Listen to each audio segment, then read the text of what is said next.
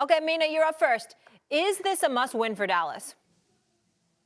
No, it's not. Obviously, they would like to win. Obviously, it would be a statement. Obviously, it would help them stand a better chance of winning the division. But in terms of making the playoffs, if they lose this game, they go from a 99% chance per the New York Times model to a 99% chance.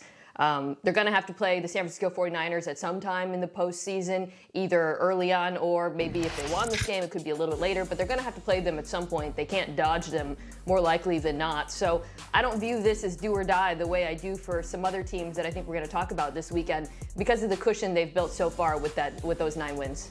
Everyone's always asked, like, who's the team that matches up best with San Francisco? It's the one who catches them latest. That's realistically which one of those teams, especially out of Philly and Dallas. So I think I don't see how this team. I don't see how this team can get to the Super Bowl constantly having to play on the road. If they don't win their division, which would mean they don't win this game, they're going to have to go on the road and probably play against Atlanta. Now, this team did it last year. They went on the road. They played the NFC South champion Tampa. Tampa was not a good football team. Smoked them last year. I would say that Atlanta is better this year than Tampa was last year as a football team. Specifically, their defense was playing so poorly. So I'm not sitting here saying I wouldn't pick the Cowboys in that game. What I'm saying is the Cowboys having to go on the road for every one of their playoff games, and more than likely having to go through San Francisco and then Philly on the road to actually get to the Super Bowl is a road that I don't think is capable for them. We haven't seen this team in the last couple of years play that well on the road versus good football teams. Yeah, I think so. Must win, you guys are defining as they don't have a chance to make it to the Super Bowl unless they get that #1 seed, if I'm hearing you correct.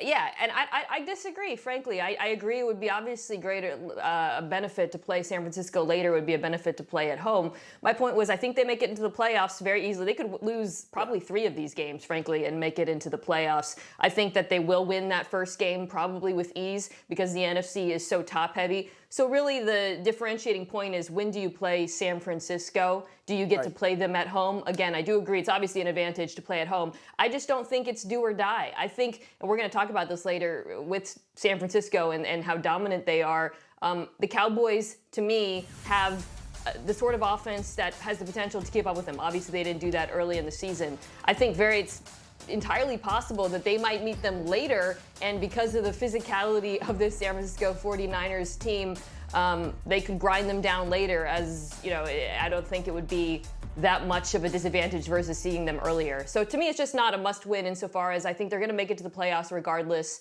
And while it would be better to have that advantage, I don't think it's do or die. I'm not sitting here telling everybody that if they have to go to Atlanta and play that I'm not going to pick Dallas.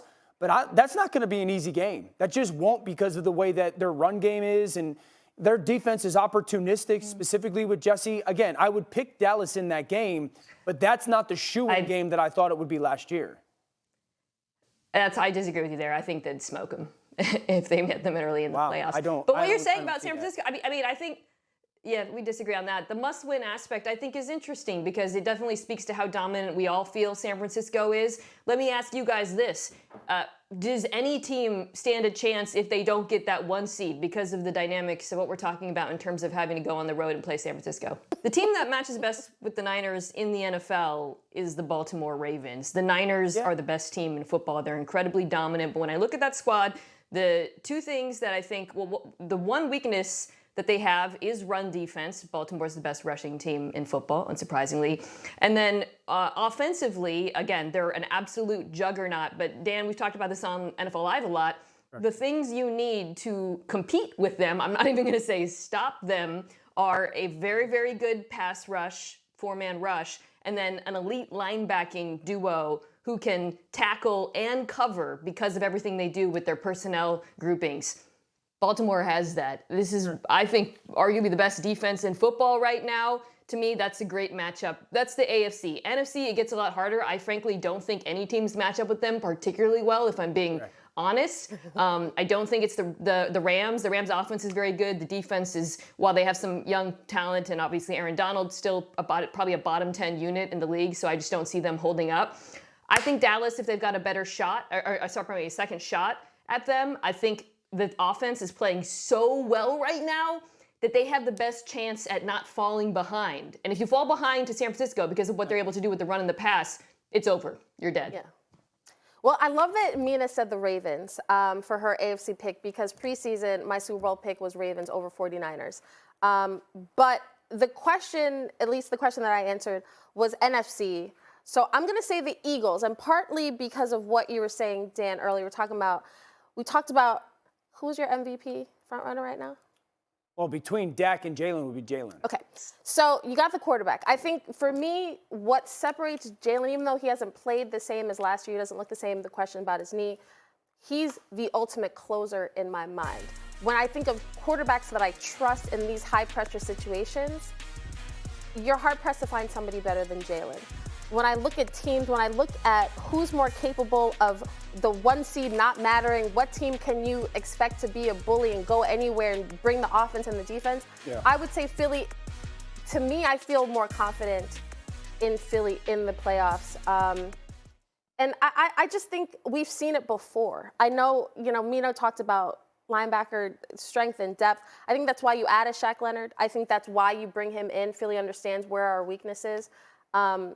So I'm going to say Philly, but it is tough. Two things real quick. Yeah. One, if we're being honest and having just a dead serious football conversation, the MVP is Trent Williams. It'll never happen, but that's the best player in football.